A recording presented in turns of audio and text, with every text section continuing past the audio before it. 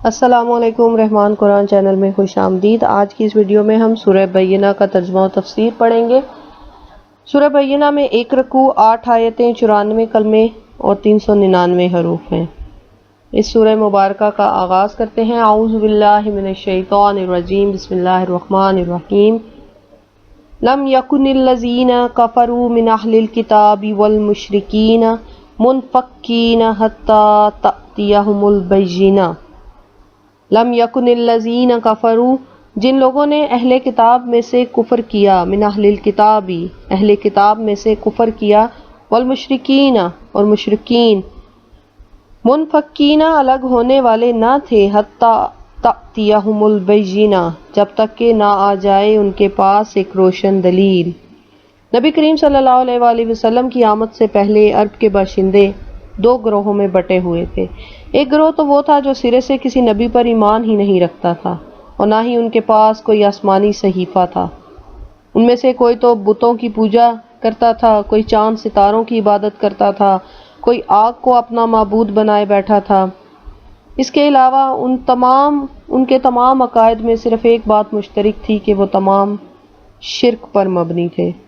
اب دوسرا گروہ ان لوگوں پر مشتمل تھا کہ جو کسی نبی کے امتی ہونے کے دعوے دار تھے۔ ان کے پاس کوئی نہ کوئی آسمانی کتاب بھی تھی، لیکن وہ اس قدر گمراہی میں تھے کہ ان کے آسمانی صحیفے تحریف کی نظر ہو چکے تھے۔ کوئی حضرت عزیر کو اللہ تبارک و تعالیٰ کا بیٹا سمجھتا تو کوئی حضرت عیسیٰ علیہ السلام کو خدا کا بیٹا یقین کرتا تھا۔ قرآن پاک نے ان 2 گروہوں کو ہمیشہ الگ الگ ناموں سے یاد کیا ہے، ایک اہل کتاب اور دوسرا مشرکین۔ اب اس آیت مبارکہ میں یہ ارشاد ہو رہا ہے کہ جن لوگوں نے اہل کتاب میں سے کفر کیا اور مشرکین، منفکین کا مطلب ہے کسی چیز کا کسی چیز سے الگ ہو جانا، کہ وہ الگ ہونے والے نہیں ہیں یہاں تک کہ ان کے پاس کوئی روشن دلیل نہ آ جائے۔ بینہ کا مطلب ہے روشن دلیل، ایسی دلیل جو حق کو واضح کر دے۔ رسول من اللہ یتلو، یعنی ایک رسول اللہ کی طرف سے جو پڑھ کر انہیں سنائے۔ صحفا مطہرہ، پاک صحیفے، فیہا کتب قیمہ، جن میں لکھی ہوں سچی اور درست باتیں۔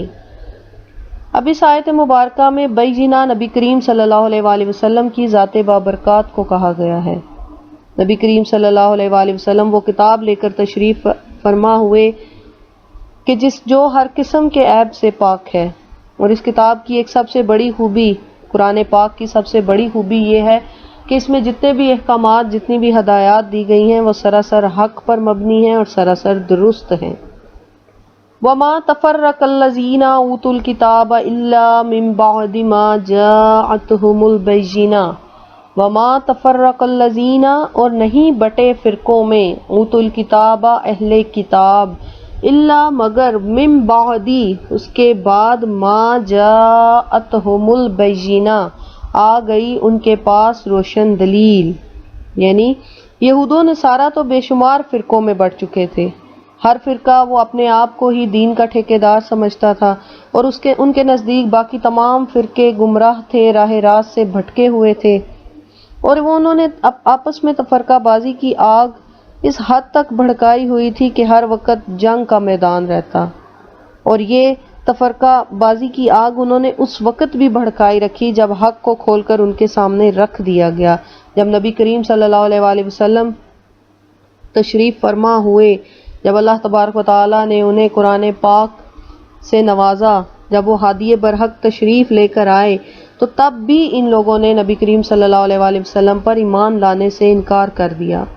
اپنی تمام آسمانی کتابوں میں نبی کریم صلی اللہ علیہ وآلہ وسلم کی بیان کردہ نشانیاں ان میں دیکھ لینے کے بعد، یعنی ان کی آسمانی کتابوں میں جو بھی آخری رسول کی نشانیاں بیان کی گئی تھی وہ انہوں نے نبی کریم صلی اللہ علیہ وآلہ وسلم کی ذات بابرکات میں دیکھ لی تھی، مشاہدہ کر لیا تھا، مگر اس کے باوجود بھی وہ نبی کریم صلی اللہ علیہ وآلہ وسلم کو جھٹلاتے تھے۔ اور جب حضور صلی اللہ علیہ وآلہ وسلم ان کے پاس تشریف لائے تو انہوں نے نہ پہچانا اور نہ ہی ان کو وہ مقام و مرتبہ دیا اور نبی کریم صلی اللہ علیہ وآلہ وسلم کے ساتھ کفر کرنا شروع کر دیا۔ وما امروا الا، حالانکہ نہیں حکم دیا گیا تھا انہیں، لیعبدوا اللہ، کہ عبادت کریں اللہ کی، مخلصین لہ الدین، اس کے دین کی اس کے لیے خالص کرتے ہوئے، حنفاء، بالکل یکسو ہو کر، ویقیموا الصلاۃ، اور قائم کرتے رہیں نماز، ویؤتوا الزکوٰۃ، اور ادا کرتے رہیں زکوٰۃ، وذالک دین القیمہ، اور یہی نہایت سچا دین ہے۔ حالانکہ ان لوگوں کو صرف یہ حکم دیا گیا تھا کہ وہ اللہ کی عبادت کریں، خالصتاً وہ توحید پر ایمان لائیں، اللہ کی عبادت کریں، اور انہیں ان کے انبیاء نے بھی یہی تلقین کی کہ وہ اپنے عقیدوں کو شرک سے پاک رکھیں، صرف اور صرف اللہ تبارک و تعالیٰ کی وحدانیت پر ایمان لائیں۔ حنفاء کہتے ہیں ہر باطل سے منہ موڑ کر جو شخص حق کی طرف چلا جائے اسے حنیف یعنی حنفاء کا لفظ استعمال کیا گیا ہے۔ حنفاء بالکل یکسو ہو کر کہ وہ دین کے احکام کی پابندی کریں، نماز قائم کریں، زکوٰۃ ادا کریں، اور یہی ان کے لیے سچا دین ہے۔ ان الذین کفروا، بے شک جنہوں نے کفر کیا، من اہل الکتاب، اہل کتاب سے، والمشرکین، اور مشرکین، فی نار جہنم خالدین فیہا، تو وہ ہمیشہ رہیں گے دوزخ کی آگ میں۔ اولئک ہم شر البریہ، یہی لوگ بدترین مخلوق ہیں، یعنی جو لوگ اللہ تبارک و تعالیٰ کی وحدانیت پر ایمان نہیں لاتے، جو نبی کریم صلی اللہ علیہ وآلہ وسلم کی تعلیمات پر عمل نہیں کرتے، وہ دوزخ کا ایندھن بنائے جائیں گے اور وہ ہمیشہ اسی میں جلتے رہیں گے، اور انہیں بدترین مخلوق کا نام دیا گیا ہے۔ شر البریہ اس کا مطلب ہے بدترین مخلوق۔ ان الذین آمنوا وعملوا الصالحات، بے شک یقیناً جو لوگ ایمان لائے، آمنو ایمان لائے، وعملوا الصالحات اور نیک عمل کرتے رہے، اولئک ہم خیر البریہ، وہی ساری مخلوق سے بہتر ہیں، یعنی وہی بہتر مخلوق ہیں۔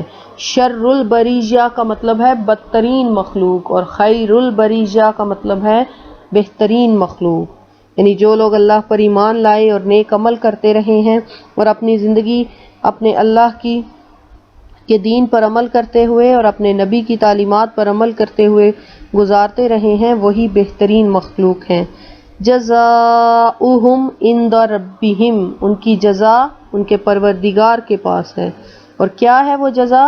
جنات، جنت، عدن تجری من تحتها الانہار، رواں ہوں گی جس کے نیچے نہریں، خالدین فیہا ابدا، اور وہ اس میں ہمیشہ رہیں گے، یعنی جنت کے سدا بہار باغات وہ انہی کے لیے ہیں، وہاں بہنے والی ندیاں ان ایمان لانے والوں اور نیک عمل کرنے والوں کے لیے ہیں، وہ وہاں رہیں گے، وہ وہاں ہمیشہ رہیں گے، اور جنت کی ساری رونقیں انہی کے دم قدم سے ہوں گی۔ رضی اللہ عنہم، رضی اللہ، اللہ تعالی راضی ہوگا، عنہم ان سے، وردوا عن، اور وہ اس سے راضی، یعنی اللہ تبارک و تعالی انہیں یہ انعام بخشے گا کہ اللہ تبارک و تعالی ان سے راضی ہوگا اور وہ اللہ سے راضی ہوں گے۔ اللہ تبارک و تعالی ان سے راضی ہو جائے گا، اور یہ رضا و خوشنودی صرف ایک طرف سے نہیں ہوگی، یہ دو طرفہ ہوگی۔ ان کا پروردگار ان کی محبت اور ان کی نیاز مندی کو دیکھ کر ان پر راضی ہو جائے گا، اور وہ لوگ جو نیک اعمال کرتے رہے، جو ایمان لائے، وہ اپنے رب کریم کی عنایات کو دیکھ کر اس سے راضی ہو جائیں گے۔ ذالک لمن خشی ربہ، اور یہ سعادت کسے ملتی ہے یا یہ کس کے لیے ہے کہ رب اس سے راضی ہو جائے اور وہ رب سے راضی ہو جائے؟ یہ اسے ملتی ہے خشی ربہ، جو اپنے رب سے ڈرتا ہے۔ حضرت ابو سعید رضی اللہ تعالی عنہ سے مروی ہے کہ نبی کریم صلی اللہ علیہ وآلہ وسلم نے ارشاد فرمایا کہ اللہ تعالیٰ اہل جنت کو پکاریں گے تو وہ لوگ جواب میں کہیں گے اے ہمارے پروردگار، ہم حاضر ہیں، ساری سعادتیں اور بلائیاں تیرے دست قدرت میں ہیں، تو اللہ تبارک و تعالیٰ ان سے دریافت کریں گے کہ کیا اب تم راضی ہو؟ تو وہ عرض کریں گے اے ہمارے رب، ہم تجھ پر راضی کیوں نہ ہوں؟ تو نے ہمیں ایسی نعمتوں سے نوازا ہے، ایسی نعمتوں سے سرفراز کیا ہے جو کسی مخلوق کو نصیب نہیں۔ تو اللہ تبارک و تعالیٰ فرمائے گا کیا میں اس سے بھی ایک اعلیٰ انعام تمہیں عطا نہ کروں؟ تو وہ کہیں گے یا الہی اس سے افضل اور کیا چیز ہو سکتی ہے؟ تو اللہ تبارک و تعالیٰ ارشاد فرمائے گا کہ میں تمہیں اپنی رضا و خوشنودی سے اس طرح سرفراز کر دوں کہ اس کے بعد میری ناراضگی کا تمہیں کوئی اندیشہ نہ رہے۔ سبحان اللہ، سبحان اللہ۔ یہ مقام، یہ منصب ہر ایک کو نہیں بخشا جاتا، جھوٹی آرزوئیں کرنے والوں کو اس پر فائز نہیں کیا جاتا۔ یہ شرف صرف ان سعادت مندوں کا حصہ ہے جو زندگی بھر اس سے ڈرتے ہیں۔ ذالک لمن خشی ربہ، یہ سعادت ان لوگوں کے لیے ہے جو اپنے رب سے ڈرتے ہیں، جو اپنے رب کے حکم مانتے ہیں اور جو اپنے رب کے احکامات کو رد کرنے سے ڈرتے ہیں۔ ان میں جرأت نہیں کہ وہ اپنے رب کی حکم عدولی کریں۔ اگر ان سے بھولے سے بھی کوئی غلطی، کوئی نادانی ہو جاتی ہے تو وہ خوف اور ندامت کے باعث رو رو کر آنسوؤں کے دریا بہا دیتے ہیں۔ اللہ تبارک و تعالی ہمیں اپنے ایسے ہی نیک بندوں میں شامل کرے اور ہمیں بھی اپنے ایمان پر قائم رہنے اور نیک اعمال کرنے اور نبی کریم اللہ تبارک و تعالی کے اور نبی کریم صلی اللہ علیہ وآلہ وسلم کے بتائے ہوئے راستے پر چلنے کی توفیق عطا فرمائے، تاکہ آخرت میں ہمیں بھی یہ مقام مل سکے رضی اللہ عنہم ورضوا عنہ، کہ ہم بھی اللہ سے راضی ہوں اور اللہ بھی ہم سے راضی ہو۔